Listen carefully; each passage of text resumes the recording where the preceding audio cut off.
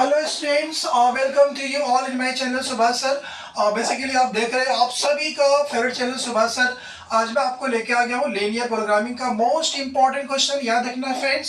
Students आपने बोलोगे बाद में सर आपने बताया नहीं, ये एग्जाम में 100% एक क्वेश्चन आता ही आता है, वो भी कितने मार्क्स के लिए? टोटल 4 मार्क्स के लिए।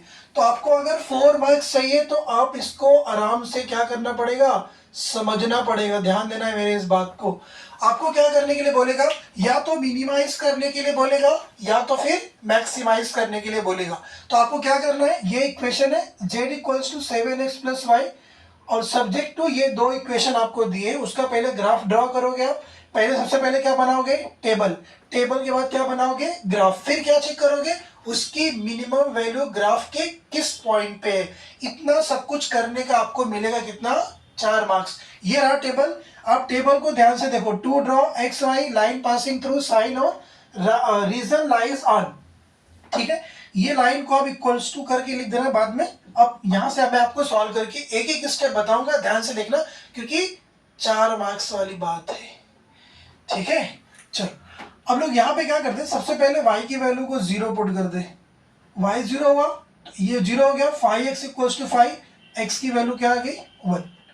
अब क्या करो, x की वैल्यू क्या पुट करो, 0 पुट करो, तो y की वैल्यू क्या मिलेगी, 5। मतलब ये लाइन कहाँ से पास करेगी, ये लाइन पास करेगी L1 लाइन कहाँ से, 1,0 से, और 0, कहाँ से, 5 से। सर बात समझ में आ गई। सर साइन क्या है, साइन यहाँ पे क्या है, ग्रेटर देन। यहाँ पे साइन क्या आएगा, ग्रेटर देन। रीजन, चलो रीजन भी लिख देते हैं। रीजन क्या होता है, आप x की जगह 0 करते हो, y की जगह 0 करते हो, तो 0 ग्रेटर देन 5 ये ट्रू है कि फॉल्स। तो आप बोलोगे सर नहीं, 0 ग्रेटर देन 5 क्या होता है, फॉल्स होता है ना। तो आप क्या लिख दोगे, reason lies on L1 side, L1 ऐसे लिखोगे, line L1 non origin side. L1 के किधर, नॉन ओरिजिन की तरफ। ध्यान देना, ये ओरिजिन क्या है, नॉन क्या है, मैं आपको बता रहा हूं। ठीक है, आइए इस पे आते हैं। अभी y की वैल्यू को आपने क्या पुट किया, 0। x की वैल्यू क्या मिल गई, 3। अब x की वैल्यू को आपने क्या पुट किया, 0। y क्या मिल गया बताओ, 3। तो यहां से पॉइंट क्या आ गया, ये आ गया 3,0 और ये आ गया कितना, 0, कितना, 3। इसका साइन क्या है बताओ, यहां भी क्या लिखा हुआ है, greater than or equals to, कोई दिक्कत नहीं। अब इसका क्या होगा, इसका जो रीजन क्या होगा, ओरिजिन साइड होगा L2 का कि नॉन ओरिजिन साइड होगा। उसके लिए क्या करते हैं, x की जगह पे 0, y की जगह पे 0। 0 ग्रेटर देन 3 ट्रू है कि फॉल्स, सर ये भी तो फॉल्स है। तो यहां भी क्या लिखोगे, लाइन L2 ये भी क्या होगा, नॉन ओरिजिन साइड। अगर किसी को ये नहीं पता कि ये नॉन ओरिजिन और ओरिजिन क्या होता है, वो मैं अभी आपको बता रहा हूँ। बस समझ में आ गई। और लास्ट में एक चीज आप देख रहे हो ध्यान से, वहां पे क्या लिखा हुआ है, x greater than 0, y greater than 0। उसका मतलब क्या होता है, जो भी ग्राफ बनाओगे आप कहाँ बनाओगे, फर्स्ट क्वाड्रेंट में। इतनी बात समझ गए, पहले मुझे बताओ, आराम से मिलेगा 4 मार्क्स। ध्यान देना आप लोग कल के एग्जामिनेशन में। चलो अभी उतनी सी जगह बची मेरे पास, तो मैं वहां पे क्या बनाता हूँ, ग्राफ बनाता हूँ। सबसे पहले किसका ग्राफ बनाते हैं, लाइन L1 का। L1 कहाँ से पास हो रही है, 1,0। तो मुझे बताओ x पे 1 इधर आएगा, तो ये हो गया आपके पास कितना, 1, कितना, 0। आप अच्छे से देखो, यहाँ पे आप लिख सकते हो क्या, 1 unit equals to 1 centimetre on both x and y axis. ये आपको लिखना कंपलसरी होता है, बोथ x एंड किधर, y। ठीक, 1 यूनिट इक्वल्स टू कितना, 1 सेंटीमीटर। चलो सबसे पहले क्या पुट करोगे, 1,0। ये रहा 1,0। फिर उसके बाद 0, कितना, 5। तो y इधर पे 0 हो जाएगा, और 0, कितना हो गया यहाँ पे, 5। ध्यान से देखना, ये हो गया 0, थोड़ी सी जगह की कमी है तो कोई बात नहीं, हम लोग मैनेज कर सकते हैं। आप क्या करो, इसको अच्छे से आप क्या करोगे, लाइन अच्छे से ड्रॉ करोगे। तो मैं आपको इस तरीके से ड्रॉ करके दिखा दे रहा हूँ। ये हो गया आपकी लाइन कौन सी, L1। तो थोड़ा आपने इधर कर दिया, कोई बात नहीं, हम यहाँ पे कर देंगे 1 को, कोई दिक्कत नहीं है।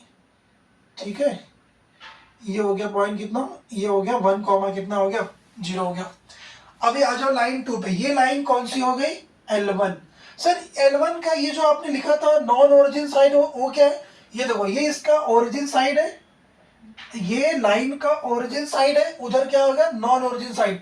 तो हम लोग जो इस तरीके से मार्किंग करते हैं ना वो ओरिजिन से दूर करेंगे, इसीलिए उसने बोला है। ठीक है, आगे आते हैं, दूसरी लाइन ड्रॉ करते हैं 3,0, एक्स पे 3 जाओगे, सर ये रहा 3, तो ये तो हो गया आपका कितना 3, कितना हो गया 0, वाई पे जाओगे 0,3, ओ इधर आएगा, बोलो इधर आएगा कितना 0, कितना 3। अब इनको मिला दो, आपने इनको आराम से मिला दिया।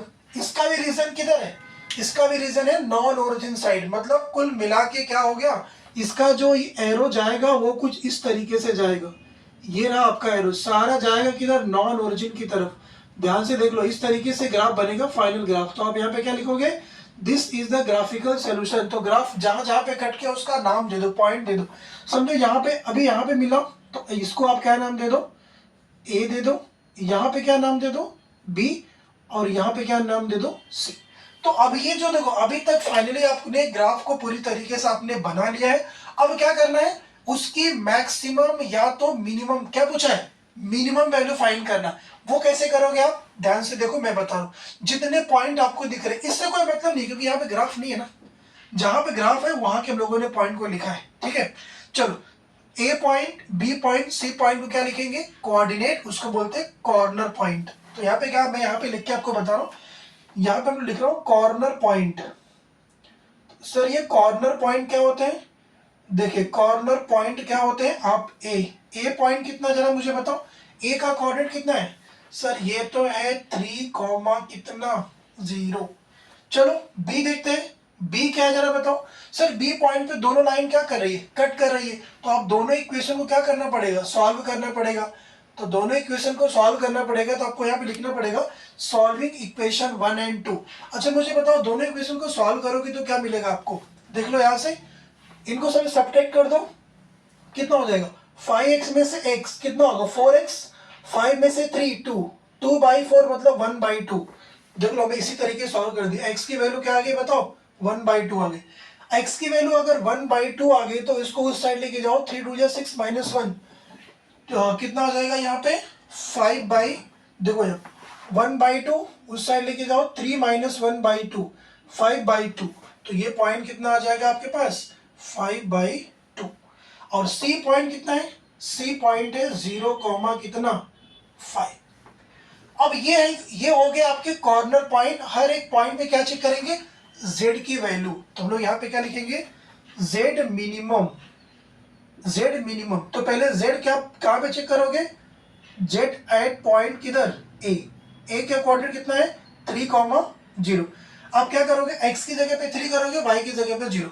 x की जगह पे 3 तो कितना होगा 7 × 3 + 0, ये तो आ गया 21। b पे चेक करो, अगर आप z को b पे चेक करोगे, z एट b, तो x की जगह कितना आएगा 1/2, तो ये हो जाएगा 7/2 प्लस y की जगह 5/2, तो ये आ जाएगा 5/2, कितना आ गया 12/2, कितना आ गया 6। चलो उसके आगे c पे भी चेक करते हैं, z एट किधर c का पॉइंट कितना है 0, कितना 5, x की जगह पे 0, y की जगह पे 5, ये हो जाएगा 7 × 0 प्लस का कितना 5, यहां से आंसर क्या आ गया 5। अब मुझे बताओ मिनिमम वैल्यू जो मिली है वो कितनी है। तो आप बोलोगे सर जो मिनिमम वैल्यू मिली है वो सी पे मिली है, कितना 5। तो आप आंसर क्या लिखोगे, यहाँ पे फाइनल आंसर क्या लिखोगे, z minimum at point C कितना 0, 5, और फिर यहां पे क्या लिखोगे मिनिमम वैल्यू कितनी आ गई, मिनिमम वैल्यू आ गई 5। ये रहा पूरा आपका आंसर, पूरा सॉल्यूशन। मैंने आपको हर एक स्टेप को अच्छी तरीके से समझा दिया है। आप इस क्वेश्चन को अच्छी तरीके से देख लो। अगर आपको बोलेगा आप मैक्सिमाइज करो, तो अब जो इसमें से मैक्सिमम वैल्यू रहेगी वो आपको आंसर में करना है। तो फ्रेंड्स, स्टूडेंट्स, आपको समझ में अच्छे से आ गया होगा। तो मैं एक ही क्वेश्चन करा रहा हूँ, बाकी आप समझ जाओगे, जो भी क्वेश्चन आएगा इसी बेस से आप कर लोगे, आपको मिल जाएंगे टोटल 4 मार्क्स। तो चलिए चलते हैं।